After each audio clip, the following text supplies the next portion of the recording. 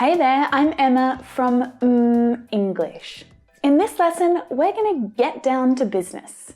Knowing some of the idioms used in a professional context is going to help you to sound more relaxed and natural in the workplace. And of course, help you to understand what the heck everyone else is talking about. So today I've got 5 useful idioms for you that are commonly used in a professional context, a business context. And that means they're perfect and fantastic to use in an interview as well. So stay tuned. Now, I always tell my students one of the best ways to learn and remember English idioms is to link them to a memory or an experience in your life. That way, when you think about the idiom or you hear it somewhere, you connect it with the personal moment in your life, an experience. And when you think about the experience, it helps you to think about the idiom as well. Now, you don't have to learn and remember every idiom in English, but you should learn some common ones that you can actually use to talk about your life. I'm going to tell you a story. My first job out of university was with a huge corporate company. I was an intern. I thought I was going to be photocopying and stapling and getting cups of tea for my boss. But at the time that I started, my department was really understaffed. They just didn't have enough people to manage the workload. So I really got thrown in the deep end. Within weeks of starting, I was writing reports and I was making presentations to the management team, which was kind of cool, but a bit scary. So in this idiom, the deep end is referring to the deepest part of a swimming pool, where often your feet can't touch the ground. So if someone throws you or pushes you into the pool, that's a bit of a shock, isn't it? You can't feel the ground. So you're thrown in the deep end when you're put into a new or a difficult situation without any preparation. And this often happens in the workplace, doesn't it? Sarah's been so stressed lately. She started a new job last month, but they've really thrown her in the deep end. I'm not afraid of being thrown in the deep end. I think it's the best way to learn. Now, I don't want to throw you in the deep end on your first day, but do you think you could make a presentation to the CEO by the end of the week? A similar idiom is to be out of one's depth, and it has a similar meaning because it's an uncomfortable place. Again, thinking about the deep end of your swimming pool, your feet can't touch the ground, and you have to swim to keep yourself alive, right? My brother loves the company that he works for, but he feels a little out of his depth in the finance team. Now, when you start a new job, maybe a new role or a position in your company, or you start working for a new company, it usually takes some time to learn the ropes.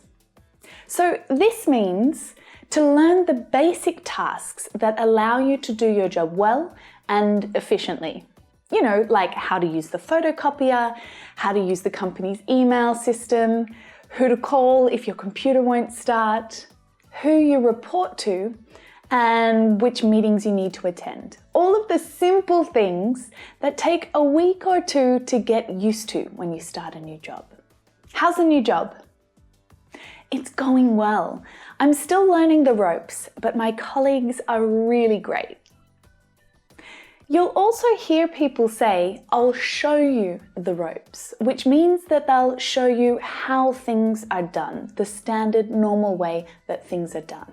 So note that if a person has been working at their job for over a month, this idiom isn't really relevant anymore because they've already learnt the basic tasks they need to do their job. Now, once you've had your job for a while, it might be time to focus on climbing the corporate ladder. So this idiom talks about the progression of roles through a career, starting with an entry-level job, an internship or a position straight out of university. But over the years, you get promotions, you switch companies, you become known in your industry, you work your way up to better and better opportunities. You get paid more, you have more responsibility, you'll be a manager, and then one day maybe even the CEO.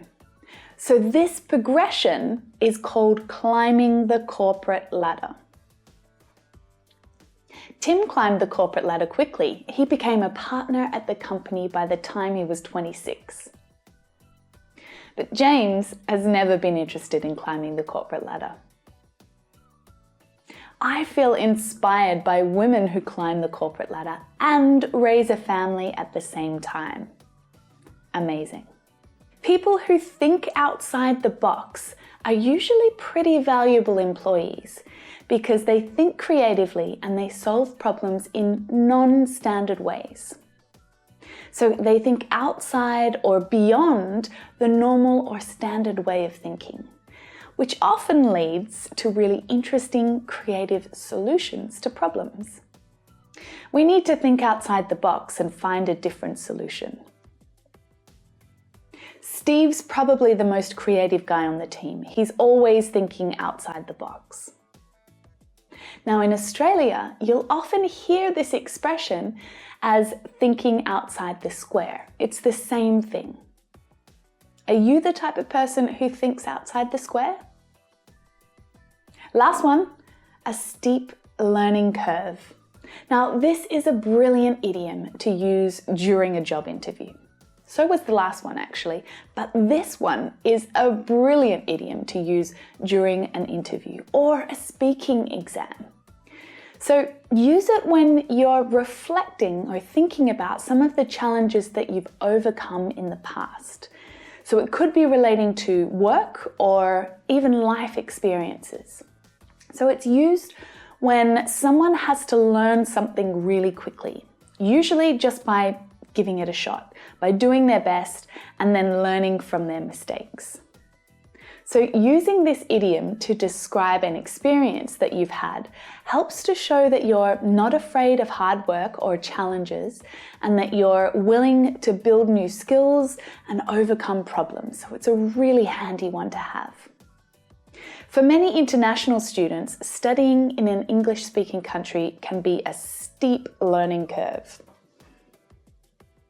Going from employee to business owner was a really steep learning curve for me. It's still steep actually, I'm only about here. So that's it. 6 new business idioms for you.